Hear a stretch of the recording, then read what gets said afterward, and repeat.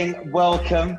I'm working with Scott Ransome today, so if I don't sparkle, he's literally going to absolutely shit me. So, hello, really excited. This is going to be brilliant. Yeah. For those of you who do not know the legend that is Scott Ransome, back in the day at S3, each of the business brands had the opportunity to choose a trainer. So that was the lead trainer, the person who understood the brand, got underneath its skin, was competitive with the other brands and drove, right? It changed later on, but I was lucky enough to get this fella here. So this is Scott Ransome, for those who don't know him. He was the youngest ever lead at the Royal Shakespeare Company. So he's a thespian, he's an actor, he's a performer.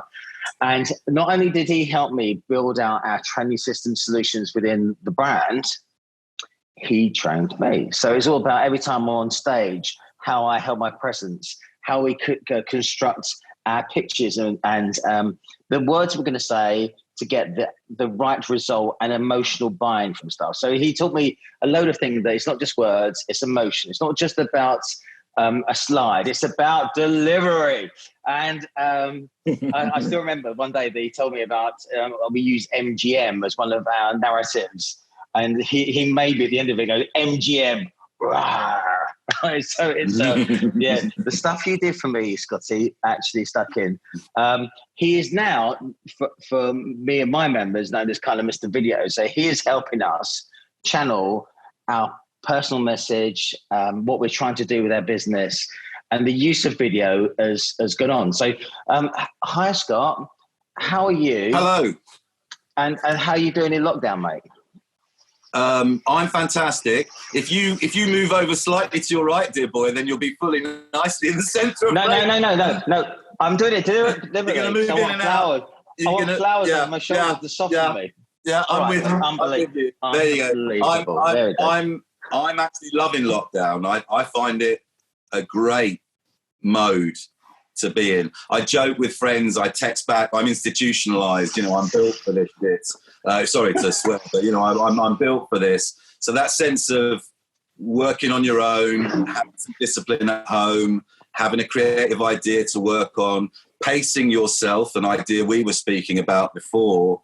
It's very important for me that I don't, for example, start too quick in a very high gear early in the morning, no matter how good the idea is, because it's a gradual process to realizing the idea for that clip or for that idea you're going to do on your brochureware or for that idea you're going to put into your product or your subscription service. These are all important things, but I find I need to just gradually just pace myself through to make sure that I'm making the most of what I find. I will be straight, very creative, very enjoyable, and I'm quite used to being banged up and let out for 15 minutes a day.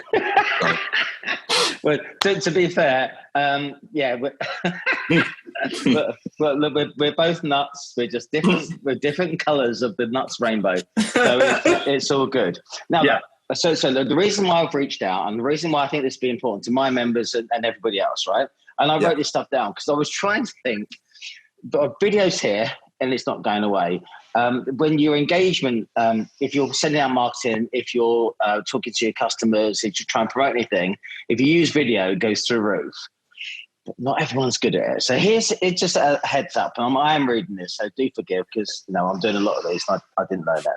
And your hair looks amazing. Right, so. Oh, lockdown hair. Lockdown hair. Go on, question one. Go. I look like a peach.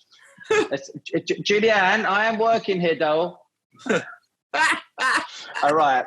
So, salespeople are obviously using video all over the place. That's pitching, marketing, and social media, right? So, making yourself aware, making yourself famous, saying to make yourself famous. I think it's 3 things that you need to be known for, and those are the 3 things that everything aligns to. Clients. Who thought of that? So clients need to engage with video these days. So they need to be able to engage with video interviewers with their candidates. So they can't come across as robotic and clunky.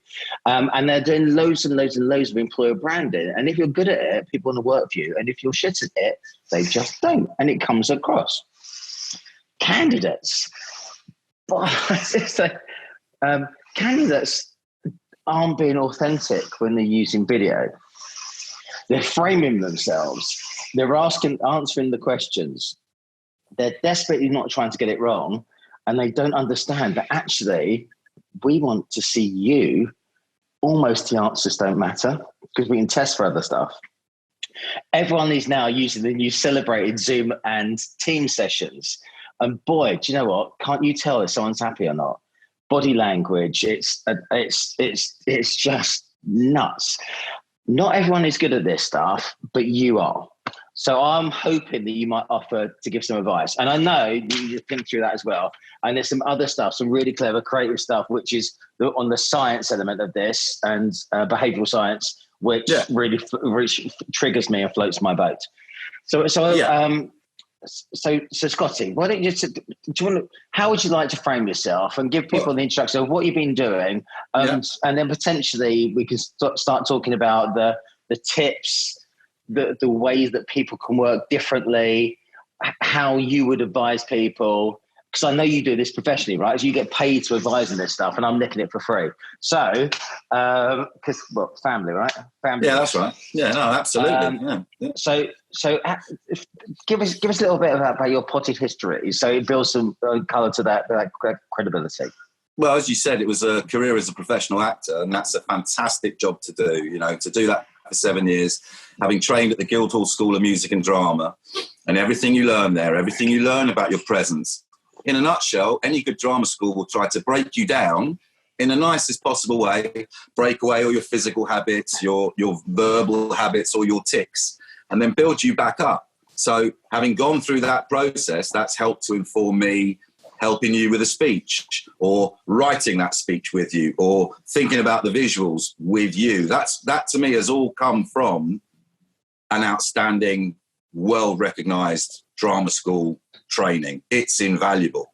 I chose not to carry on with a career as an actor for personal reasons. We had a baby, so your priorities changed.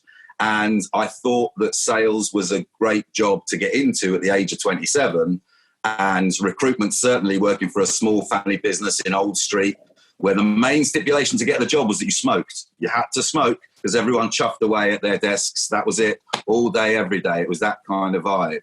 But then to get the chance to be a trainer, and I think the step from consultant to trainer after 3 years was legitimate. Again, I had a second child and I went for one of the biggest brands in the world, even at that time in 2000, S3.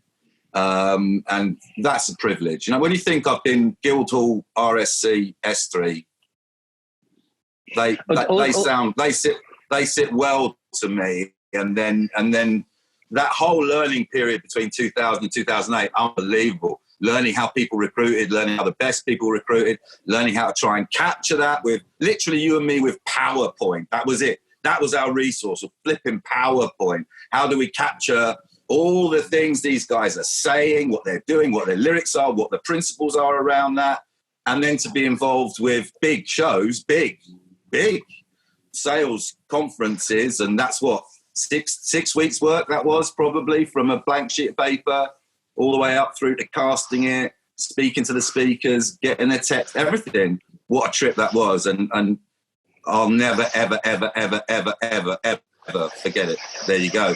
But you were amazing at it. And I just think, just to help flesh that out, that I know the answer to the question, right?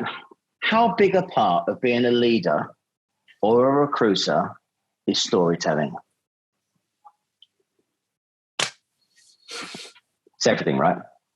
It's just everything. What's interesting is if you take that story and you say, okay, what model shall we teach around that? Shall we teach AIDA around that story that Gary is telling? Or should we teach a more kind of Hollywood-style story of this was the context, these were the characters, this was the build-up, this was the turning point, and this was what I realised. But all that comes from your pure ability to tell stories and to engage people with those stories. 100%.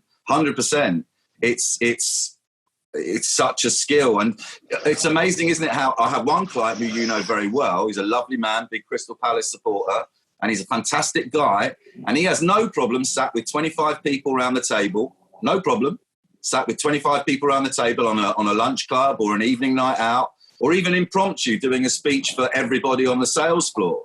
But isn't it funny how when the camera rolls, or when it becomes more official and you're doing it as a speech, that's what's interesting in terms of training, is the fear and that feeling of flight and that thing to run away. And all that's doing is quashing that person's natural personality. And that's the game. That's why it's a training piece, really, is how do we're not trying to make you into, although if you want to do that perfectly well, we're trying to unleash the natural spirit within you, which is why you doing the MGN Lion is perfect. If you've got the nuts to do that and commit to that in front of 300, 400, 500 people, then you're going to win them more onto your side and you're putting yourself across, if that answers the question. Well, it does, because it's about authenticity, right? So if you look rigid, no one believes you. It might be the most empowering, passionate story. It might be about your family and the things you really care about. But if under that spotlight you go into your shell, nothing is believable. Whereas sometimes if you just, I use comedy to defend myself. And I'll always chuck in a joke. And do you know what? I don't mind taking the piss out of myself. And I will play the fool. But I know my shit, and I'll defend myself. And the minute you attack me, my other brain clicks in, because there's more than one brain when you do this stuff, isn't there? Of course, so yeah. And it's understanding what part you do. So I don't want to complicate this, because it'd be lovely if we can simplify this.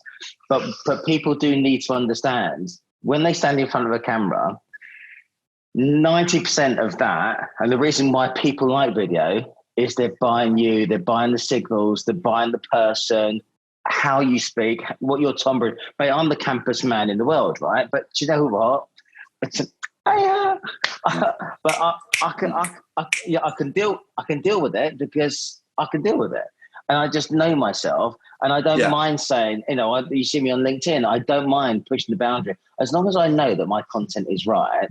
I don't mind being quite punchy and fighting for a good cause. Because I'm quite resilient and I've got a good armor. But there's a lot of people who got better messages who can't get it across because they're robotic. And how do you work with people like that when they've got such a brilliant message and it's just shit when it comes on screen? Yeah. So there's two key things there. One is your storytelling technique, which I've touched on there as being, remember your sales. What's wrong with thinking, how am I going to get attention in this clip? Same as, how am I going to get attention on this call? Am I going to drop a name? Am I going to drop a competitor? Am I going to drop some information to get this person's attention, to have them listening? So attention, how am I going to keep them interested on that take? Do I have an opinion, for example, about what I'm putting across? Are there any facts involved with what I'm putting across? What is my commentary on what I'm putting across? And then AIDA, D, what decisions you want the other person to make? You want them to decide that you're a trustworthy person who's an expert and good to work with. You want them to decide that going for a staged payment scheme during lockdown is actually a very sensible thing to do, and I should buy into that. And then you want them to act off the back of that. So good understanding of story, whether you're using a sales type of approach or whether you're using a Hollywood type of approach, is vital. And the other one we've touched on here is, in a simple way, are you making sure you've got the right energy at the beginning of the take? If your take is all about being buzzed up and being enthusiastic about something, you can say to yourself, oh, come on, be enthusiastic. Or you could just say to yourself, right, what's the energy for this take? Well, it's buzzy. It's like something buzzy. And my fingers are clicking and I feel that energy and I have that. Let's go. Or this is something quite serious, this is something quite earthy. This is something quite, that sort of energy. That's the energy I want to start with. And so I'll start with that energy. My voice is naturally lowered. I'm conscious, even if I might be visualizing some sort of earthy feel, and I'm putting that across in my performance. Getting the energy right for the take is really, really important. Same as when you start a call, and having good structure in your story, that's also very, very helpful. So with the energy, think of one of four things. Is it earth, fire, air, water? Is it buzzy? Is it up? And you can substitute whatever you want.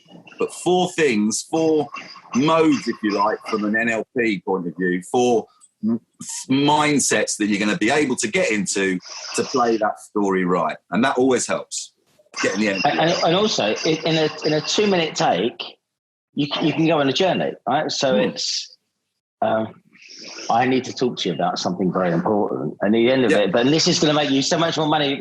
And you can rate yourself, right? You can actually make yourself go on that journey. Because usually, to be fair, the people didn't know it, that you pretty much directed all of the learning sessions that we had. And it was all about energy. It's just sat in the corner of the room is this shadow of a man going, energy! And just do it again. And he just made sure that it was consistent and through, and it was, because you get tired if you're doing a day shoot to try and get what might be 4 2-minute videos. Your sugar levels dip, you might be distracted by a phone call, anything can happen. And if you haven't got someone there balancing that, because with all the love in the world, your cameraman won't tell you that. Your cameraman. With love to the cameraman. The cameraman, if you hire a videography company, you're not likely to get that. I don't know, and I'm not qualified, but my guess is you hire an expensive videography company, you're not likely to get the kind of chat about your performance that may or may not help you. You might have a blinding day and you might perform brilliantly, and that's totally possible. But for me, performance is different to the production side of things, very, very clearly. And your idea that you're talking about with energy, one very important area for me in recruitment is that candidate interview.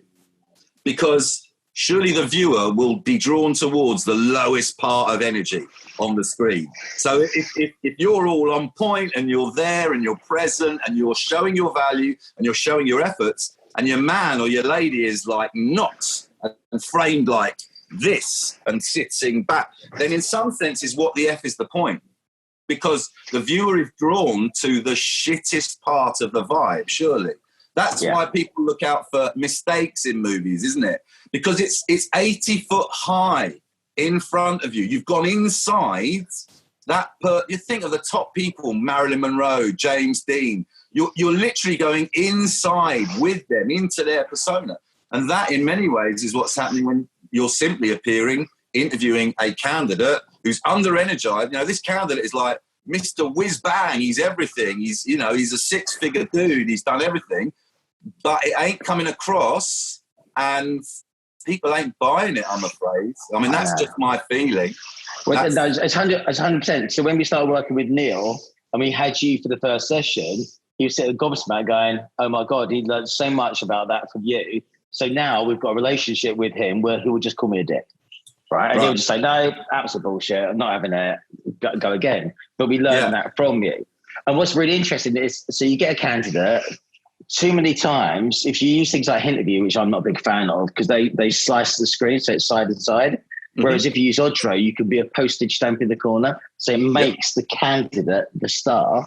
Yeah. That's massively important. But I do think you need to give people some instant direction about this, because the most important thing is they're buying you as the personality. So who is the true you? You don't want to be false to yourself.